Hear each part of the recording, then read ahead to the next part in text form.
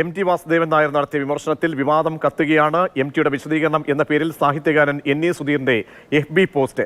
എം.ടി പറഞ്ഞത് വിമർശനമല്ല, യാഥാർത്ഥ്യമെന്ന് സുധീർ. എം.ടി എന്നും അധികാരത്തിന്റെ മുഖത്ത് ധീരമായി തുപ്പുന്ന വ്യക്തിത്വമെന്ന് നടൻ ഹരീഷ് പേരുടെ പ്രതികരണം വരുന്നു. നട്ടലിലുള്ള എഴുത്തുകാരനെന്ന് ജോയി മാത്യു വിശേഷിപ്പിക്കുന്നുണ്ട്. അങ്ങനെ നിരവധി പ്രതികരണങ്ങൾ പല കോണുകളിൽ നിന്നും വന്നുകൊണ്ടേയിരിക്കുകയാണ്. CK വിജയം ചേരുന്നുണ്ട്. CK, ഇന്നലത്തെ വിമർശനങ്ങൾ കടുത്ത ഭാഷയിൽ തന്നെയാണ് രേഖപ്പെടുത്തിയത്.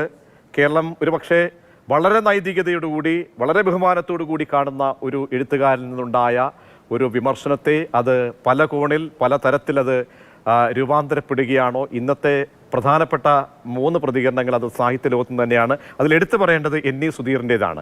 സുധീറിൻ്റേതെന്ന് പറഞ്ഞാൽ അത് എം.ടിയുടേത് എന്ന നിലയിലാണ് അദ്ദേഹം ഫേസ്ബുക്കിൽ കുറിക്കുന്നത്.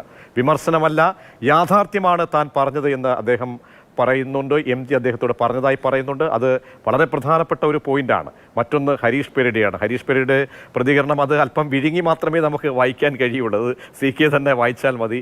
ഒപ്പം ജോയി മാത്യുവിൻ്റെ എന്തൊക്കെയാണ് ഇപ്പോൾ നമുക്ക് ലഭിക്കുന്ന ഫേസ്ബുക്ക് പോസ്റ്റുകളുടെ വിവരങ്ങൾ?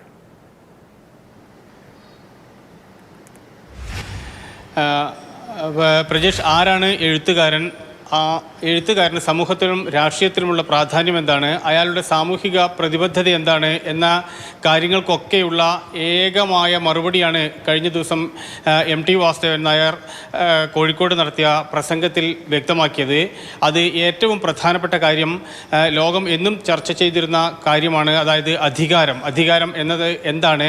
ആ അധികാരം എങ്ങനെയാണ് ജനങ്ങളെ സേവിക്കാൻ വേണ്ടി ഉള്ള അധികാരം എങ്ങനെയാണ് ഒരു സർവാധിപത്യമാകുന്നത് എന്നാണ് M.T. വാസുദേവൻ നായർ അദ്ദേഹത്തിൻ്റെ ചുരുങ്ങിയ വാക്കുകളിൽ പറഞ്ഞു വെച്ചിട്ടുള്ളത്.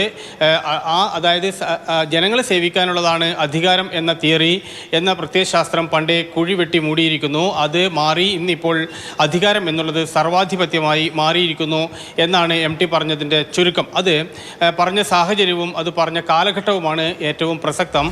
അത് M.T. ഏതെങ്കിലും രീതിയിൽ അവിചാരിതമായി പറഞ്ഞതാണ് എന്ന് കരുതാൻ വയ്യ. തനിക്ക് ചരിത്രപരമായ ചില കാര്യങ്ങൾ പറയാനുണ്ട് എന്നൊരാമുഖത്തോട് കൂടിയാണ് അദ്ദേഹം പറഞ്ഞത്. ഇനി അദ്ദേഹം പറയുമ്പോൾ വേദിയിൽ ഉള്ളത് ആരാണ് എന്നതുകൂടി വളരെ പ്രസക്തമാണ്. അത് കേരളത്തിൻ്റെ മുഖ്യമന്ത്രി പിണറായി വിജയനും മറ്റ് മന്ത്രിമാരും മറ്റും ഉൾപ്പെടുന്ന വലിയൊരു സദസ്സായിരുന്നു. ആ സദസ്സിൽ വെച്ചാണ് അദ്ദേഹം ഈ കാര്യം പറഞ്ഞിട്ടുള്ളത്. അത് അതിഗുരുതരമായ ചില വിമർശനങ്ങളായി തന്നെ കേരളീയ സമൂഹം ഏറ്റെടുക്കുകയും ചെയ്തു. അതിൻ്റെ തെളിവുകളാണ് നമുക്കിപ്പോൾ ഈ സോഷ്യൽ മീഡിയകളിലും മറ്റും വരുന്നത്. ആദ്യത്തെ കാര്യം എടുത്തു പറയേണ്ടത് N.E. സുധീറിൻ്റെതാണ്. സാമൂഹിക വിമർശകനും അതോടൊപ്പം തന്നെ എഴുത്തുകാരനും മികച്ച വായനക്കാരനൊക്കെയായി അറിയപ്പെടുന്ന N.E. സുധീർ പറഞ്ഞതും അതിൽ ഒരു പടി കൂടി നമുക്ക് പറയാൻ വേണ്ടി കഴിയും. അദ്ദേഹം ഇന്ന് ഈ ഫേസ്ബുക്ക് പോസ്റ്റ് ഇട്ടത് കൂടി M.T. വാസുദേവൻ നായരുടെ അറിവോടുകൂടി വേണം എന്ന് നമുക്ക് കരുതാൻ. അദ്ദേഹത്തോട് ഈ കാര്യം ചോദിച്ചപ്പോൾ അത് വ്യക്തമായി അദ്ദേഹം പറഞ്ഞിട്ടില്ല. അതുകൊണ്ട് ഏതായാലും അദ്ദേഹത്തിന്റെ അറിവില്ലാതെ പല കോണിലും M.ടിയുടെ ഭാഗത്തു നിന്നും ഈ പ്രസംഗത്തിന് ശേഷം ഒരു വിശദീകരണമോ അല്ലെങ്കിൽ ഒന്നും വരാത്ത തരത്തിൽ പല രീതിയിൽ വ്യാഖ്യാനിക്കാമായിരുന്നു കഴിഞ്ഞ ഈ നിമിഷം വരെ N.E. സുധീർ ഒരു പോസ്റ്റ് ഇടുന്നിടം വരെ. കാരണം ഉടനടി വന്ന ഒരു പ്രതികരണം കേട്ടുവല്ലോ. E.P. ജയരാജന്റെ ഭാഗത്തു നിന്നാണ്, LDF കൺവീനറിന്റെ ഭാഗത്താണ്. ഇത് കേന്ദ്ര സർക്കാരിനെ ഉദ്ദേശിച്ചാണ് പറഞ്ഞത് എന്ന്. പിന്നീട് പാർട്ടിയുടെ മുഖപത്രം പറഞ്ഞു അത് സർക്കാരിനെയോ പിണറായി വിജയനെ കുറിച്ചോ അല്ലെങ്കിൽ ഒന്നും ഉദ്ദേശിച്ചല്ല എന്ന് ഓൺലൈൻ പ്ലാറ്റ്ഫോമുകളിലൂടെയൊക്കെ തന്നെ പ്രതികരണങ്ങളായി വന്നു. ഇന്നിപ്പോൾ N.E. സുധീർ അത്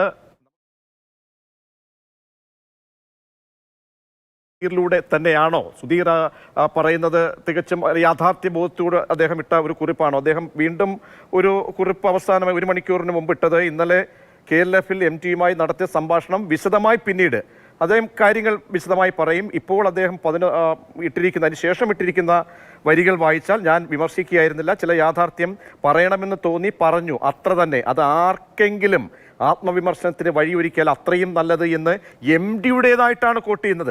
ഇന്നലെ വീട്ടിൽ ചെന്ന് കണ്ടപ്പോൾ നാളെ KLF ഉദ്ഘാടന വേദിയിൽ ചിലത് പറയുമെന്നും എല്ലാം വിശദമായി എഴുതി തയ്യാറാക്കി വെച്ചിട്ടുണ്ടെന്നും M.ടി പറഞ്ഞിരുന്നു. അതിത്രയും കനപ്പെട്ട ഒരു രാഷ്ട്രീയ വിമർശനമാകുമെന്ന് ഞാൻ കരുതിയിരുന്നില്ല.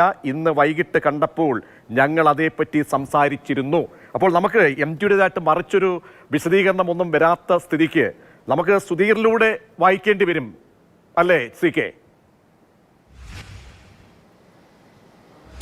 തീർച്ചയായും അതെ. NA സുധീറിൻ്റെ രണ്ട് പാരഗ്രാഫുള്ള ആ വരികൾക്ക് രണ്ട് കാലഘട്ടമുണ്ട്. അതായത് ഒന്ന് അദ്ദേഹം പറയുന്നത് ഈ പ്രസംഗത്തിന് മുൻപ് MT അദ്ദേഹത്തോട് പറഞ്ഞൊരു കാര്യമാണ്. അതാണ് ഏറ്റവും പ്രസക്തം. തനിക്ക് ചില കാര്യങ്ങൾ വിശദമായി പറയാനുണ്ട് എന്ന് തന്നോട് പറഞ്ഞു എന്ന് പറയുന്നതാണ് ആദ്യ ഭാഗം. അതായത് MT ഈ വേദിയിൽ പറഞ്ഞിരിക്കുന്നത് വളരെ ബോധപൂർവമാണ്, ആലോചിച്ചാണ്, എഴുതി തയ്യാറാക്കിയാണ് അത് പറഞ്ഞത് എന്നാണ്. അതിൽ വില്യം റീഹിനെ ഉൾപ്പെടെയുള്ള വളരെ പ്രസക്തമായ കോട്ടുകൾ നമുക്ക് സൂക്ഷ്മമായി വായിച്ചാൽ തന്നെ മനസ്സിലാകും. അതിൽ അധികാരത്തെക്കുറിച്ച് പറയുന്ന വളരെ വിശദമായ ഭാഗങ്ങൾ കുറച്ചുകൂടി വ്യാപ്തിയിൽ അദ്ദേഹത്തിൻ്റെ നോട്ടിനകത്തുണ്ട്. അത് കഴിഞ്ഞതിന് ശേഷം വീണ്ടും അദ്ദേഹം MT വാസുദേവൻ നായരുടെ അദ്ദേഹത്തിൻ്റെ മനസ്സ് എന്ന നിലയിലാണ് അതിൻ്റെ രണ്ടാമത്തെ ഭാഗം പറഞ്ഞത്. താൻ വിമർശിക്കുകയായിരുന്നില്ല, ചില കാര്യങ്ങൾ എടുത്തു പറയുകയായിരുന്നു, ചൂണ്ടിക്കാട്ടുകയായിരുന്നു. അത് ആർക്കെങ്കിലും തിരുത്തൽ ശക്തിയായി മാറുമെങ്കിൽ അതിൽ സന്തോഷം എന്നാണ്. അപ്പോൾ സ്വാഭാവികമായും ചില കാര്യങ്ങൾ പറയുന്നത്, ചിലരുടെ മുന്നിൽ പറയുന്നത് തന്നെയാണ് വിമർശനം.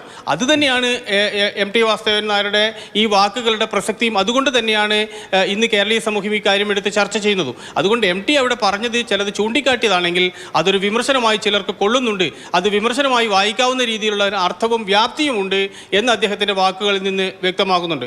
അതുകൊണ്ട് പ്രജീഷ് പറഞ്ഞതുപോലെ തന്നെ MT പറയാൻ ഉദ്ദേശിച്ചതാണ്, MT വിശദീകരിക്കാൻ ഉദ്ദേശിച്ചതാണ് NA സുധീർ അദ്ദേഹത്തിൻ്റെ വരികളിലൂടെ അദ്ദേഹവുമായി കൺസൾട്ട് ചെയ്തതിന് ശേഷം, സംസാരിച്ചതിന് ശേഷം എഴുതിയിട്ടുള്ളത്. തീർച്ചയായും CK